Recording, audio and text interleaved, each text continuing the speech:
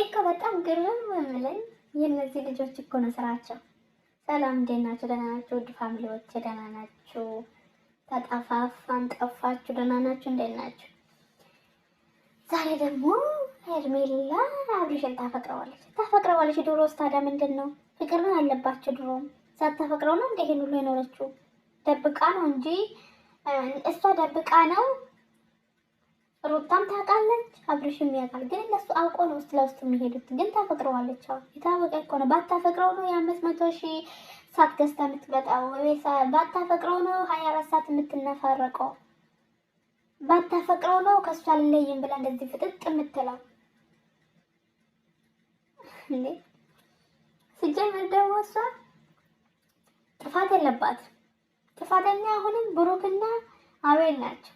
እኔ እኮ ግርም የምለኝ ለምንድን ነው ከነዚህ ልጆች ህይወት የማይወጡት? እነዚህ ልጆች ሌላ ስራ የላቸውም።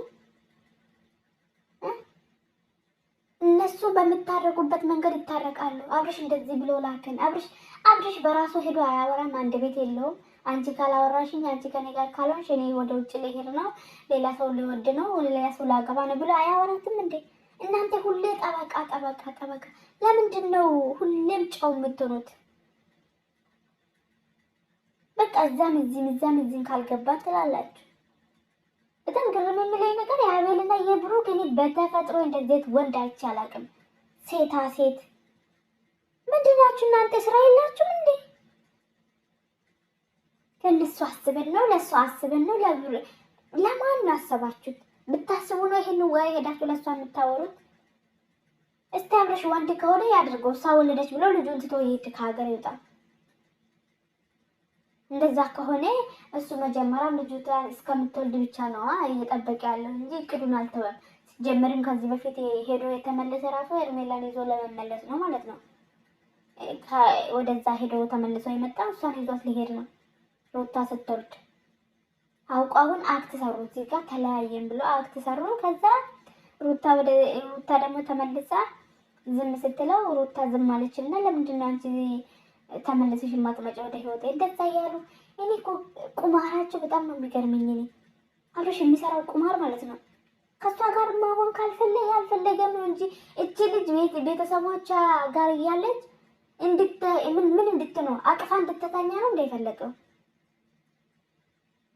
እስቲ ከቤተሰቦቿ ጋር የታረቀ ሰው ቢሆን መልስ ተመላልሶ ቢሆን ሰርጋቸው አልቆ ቢሆን ሁሉ ነገር አልቆ ቢሆን ኦኬ፣ ምንም መልስም አልሄዱ፣ ከቤተሰቦቿ ጋርም በስነ ስርዓት አልታረቁም፣ አልተዋወቁም። እስቲ እቺ ልጅ እንዴት እንድታገኘው ነው የፈለገው? እንዴት እንድታቀፍ፣ እንዴት በነፃነት ከሱ ጋር እንድትኖር ነው ያሰበ ያለ? ማሟላት ያለበትን መቼ አሟላ ነው? እሷ በፊቷን እንደዚህ አድርጋ ተቀበለችኝ፣ እንደዚህ የሆነችኝ፣ በስነ ስርዓት አታወራም። እንዴት ታውራ ታዲያ? ወይስ ያሳለፈችውን ነገሮች በአንድ እንድትረሳ ነው የምትፈልጉት እንዴ? ብዙ ነገር እኮ ደርሶባታል። ብቻውን እኮ አርግዛለች። ብቻውን እኮ ነው እንደዚህ የሆነችው። ስታመጥ ብቻ እኮ ነው አጠገብ የተገኘው። በቀላሉ የትናንትና የነበረው ራስታ ዛሬም ደግሞ ከሱ ጋር የሆነ ነገር አሸሻ ገዳይ እንድትጫወት ነው የምትፈልጉት። በቀላል አሁን ላይ ማለት ነው። እናንተ ምክንያት እየፈለጋችሁ ነው ከሩታ ማለት ነው። ሩታ ደግሞ እንደዚህ ባንዴ እሺ ብላ ባንዴ እሱን ከሚሆን ባንዴ እንደዚህ ከሚሆን እስቲ ምን ታደርጎች ልጅ ብላ ባንዴ የሆነ ነገር ከሚፈጠር ብላ ሄዳ የምትነጠፍበት ሴት አይደለች። አሁን ላይ ተረጋግታለች፣ ትታለች። ድሮ ቀርቷል ሁሉ። አሁን ላይ ልጅ አላት። አሁን ቢሄድም ይሄድ ትችለዋለች። ናፍቆቱን በልጇ ትይዛለች። ባችሁ እናንተ መጣችሁ አታስፈራሯት። በቃ እሷ ቤት ተከራይታ ብትወጣ እሷ ቤት መሄድ አትተውም።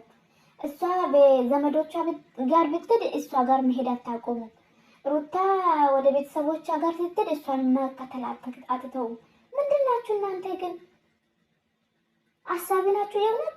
አብሶ እንደ አቤልና እንደ ብሩክ ሰይጣን የለም በኢየሱስ ስም። አንዳንዴ ቆም ብላችሁ አስቡ። እናንተ በህይወታችሁ ላይ ምርጫ ነው እንደያዘ ልጁ ፍቅር አልያዘውም እንደ ምርጫ ነው እንደያዘው። ዛሬ ብቻዬን ከሚያዳር ዛሬ ብቻዬን ከሚያመሽ ሳምንቱን ብቻዬን ከሚቀመጥ እያለ በምርጫ ነው እንደሚኖረው። እናንተ ቆይ ግርም እኮ ነው የምትሉኝ።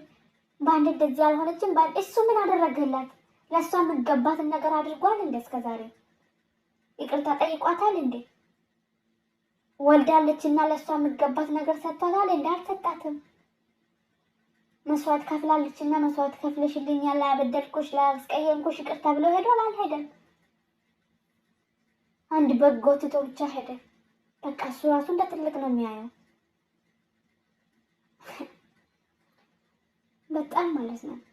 አውቃችሁ ሩታ ክፉ እንድታወራ ብቻ የምትሄዱት ርቀት ሆይ ጋድ ሆይ ጋድ ሆይ ጋድ ግርም ነው የምትሉ በጣም ማለት ነው።